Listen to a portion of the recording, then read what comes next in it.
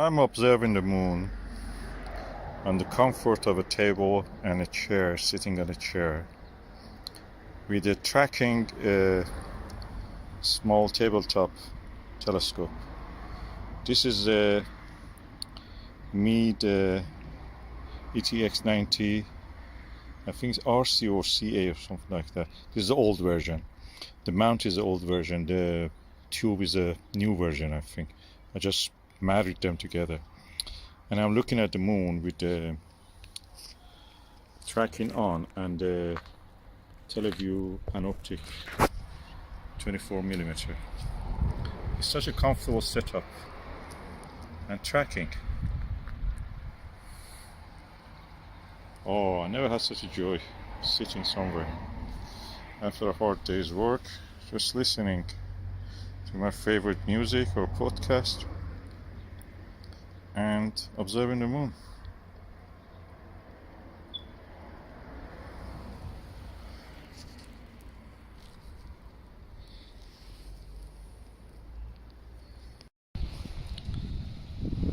Let's look at the moon now.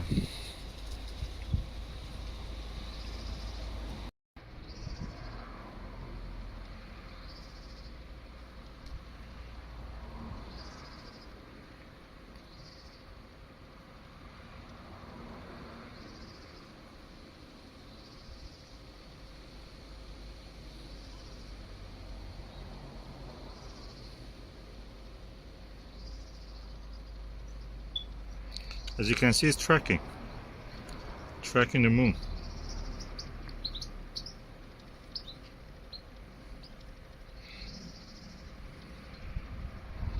This is the closest thing that I've experienced to a Questar. I have used the Questar when I was very younger in out of school, and I have now a Questar filled version, but not the one that has a clock drive. And this one has a clock drive.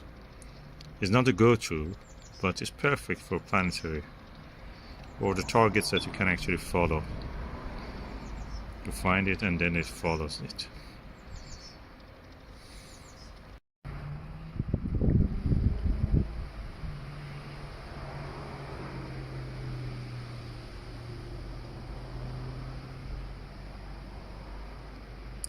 And the accuracy of the tracking is depending on the direction to the polar star.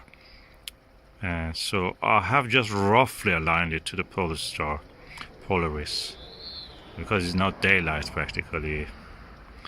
And it's doing it acceptable. I can hold the camera without much, drifting against the eyepiece. If I could see the Polaris, probably that would be different. And I'm also holding the telescope. The telescope is placed on a very wobbly picnic table, one of these folding ones. And that was the view to the Meade ETX 90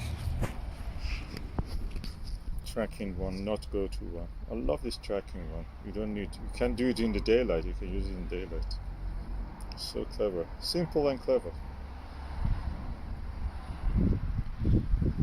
And that's the moon I was looking at. Just probably 1 or 2 days to the first quarter.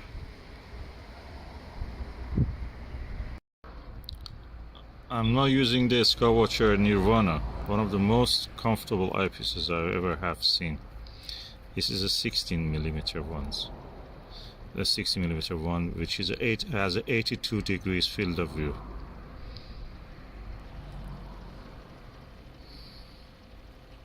I'm really pleased with the amount of the details I can see. My hand cannot hold the camera against the eyepiece very good. The view visually is much more clear and visible and enjoyable, delightful. And it's quite cold actually. My hand is also holding this against the camera. You can see a slight drift. That's because the polar alignment is not accurate. I roughly pointed it toward the Polaris. And this is the view that I was watching through this eyepiece. One of my best comfortable eyepieces. I've not seen an 82-degree eyepiece so comfortable. I mean, I have Nagler ones. Nagler ones are really difficult to use. They have such a tight eye relief. And when I used the first time, this Nirvana, Skywatcher Nirvana 16 degrees, suddenly the muscles around my eye relieved. It was so comfortable. Structurally, I mean, from the point of view of a structural geology, Taurus litho is very interesting, and but there are more interesting things if you just want to consider pure geology, not just structural geology, like the Apollo 18 landing site that, anyway, it didn't land there. That was in the Aristarchus Plateau.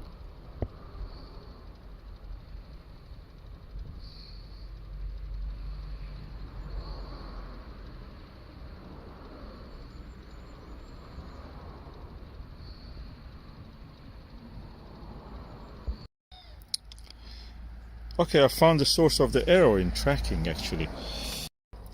Now I found the source of the tracking error.